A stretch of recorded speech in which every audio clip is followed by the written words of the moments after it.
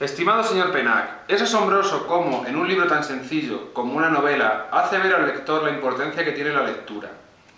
Divide el libro en 4 partes muy bien estructuradas, puesto que todo sucede en orden. En la primera parte nos explica el cambio que sufre el niño con respecto a la lectura al hacerse adolescente. Cuando se es niño tienes prisa por aprender a leer, puesto que los mayores, a través de los cuentos, nos adentran en este mundo mágico y maravilloso de la lectura. Te vas imaginando que vas al lado de aquellos personajes de cuentos, o que incluso eres uno de ellos, y adoptas su papel. Sin embargo, cuando el niño va creciendo, va perdiendo ese interés por la lectura, y lee por obligación, llegando así a aborrecerla, y no encontrando ese placer por aprender. Le entra sueño, se duerme, se pone delante del libro, pero no lee, solo lo mira, y su mente está en otro lugar. De todos es sabido que un libro no puede competir con el cine o con la televisión, donde todo está dado, nada se conquista, todo está masticado. La imagen, el sonido, los decorados, la música de fondo, los efectos especiales. Con la lectura todo se tiene que imaginar, puesto que es un acto de creación permanente.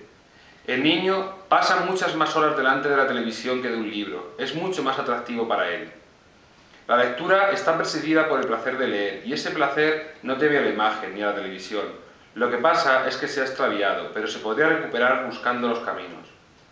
Señor Penach, usted nos dice en su libro que es tarea del adulto alimentar el entusiasmo del niño por esa lectura, estimular su deseo de aprender, hacer vibrar el presente, y nos demuestra cómo, con el paso del tiempo, la lectura ha ido evolucionando. 2 generaciones atrás estaba prohibida para las chicas, solo los chicos podían leer. Más adelante, determinados libros ocupaban la zona de prohibidos y no se podían leer. Ahora todo está permitido, todo vale. Con esto nos quiere decir que la sociedad ha cambiado y junto a ella nosotros. En la segunda parte nos hace una invitación a leer, argumentando el para qué. ¿Para qué hay que leer? Usted nos enseña que leyendo se aprende, se sacan adelante estudios, estamos informados, se sabe de dónde venimos, quiénes somos, a dónde vamos, conoces mejor a los demás, te evades o buscas un sentido a la vida. En contraposición a todo esto, explica que no se puede exigir leer, sino que se necesita compartir la dicha de leer. Si la persona que te enseña no es la indicada, la lectura se puede convertir en odiada, y en vez de leer se preferirá en comentaristas, intérpretes, analistas o críticos. Pero si por el contrario sabe transmitir ese placer por leer y te lee en voz alta, se convertirá en querida, elevándote así a la altura del libro. Con este comentario enlaza la tercera parte, donde nos busca remedios o nuevos métodos con los que acercar al público a la lectura, y así motivarlos para hacerlos partícipes de este mundo, calificado antes como mágico y maravilloso. Una solución que nos plantea es que el profesor ofrecerá y aconsejará lecturas que acerquen al alumno al placer de leer. Si en voz alta se van leyendo fragmentos de libros o libros completos, el alumno llegará a sentir curiosidad por esta lectura y leer.